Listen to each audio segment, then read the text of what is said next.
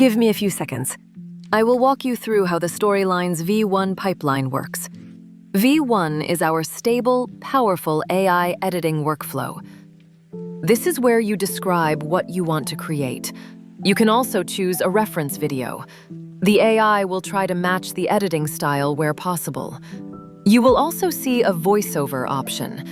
Storylinez can understand the context, generate a voiceover, and add it into the edit automatically.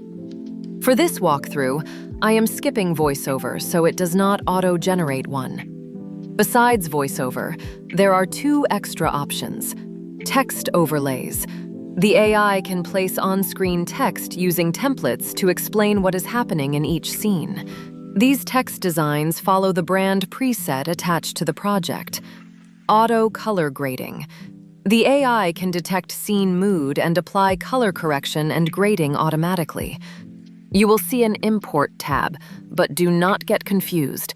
This is not where you upload videos. Import is only for selecting content you already uploaded in the content browser.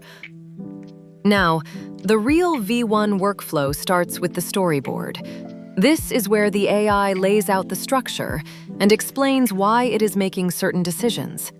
Hit Generate, and it will create the storyboard with multiple scenes, plus the reasoning behind each one.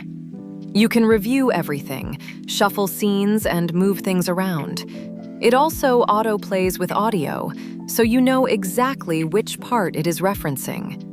When that looks good, go to the Edit tab. This step generates the final edit based on your storyboard, and it produces an actual sequence or timeline. From here, you can tweak anything manually. Swap clips, adjust timing, add templates, change grading, whatever you want. Finally, head to the Render tab. Render the export, then download it, or share it directly to any connected social accounts.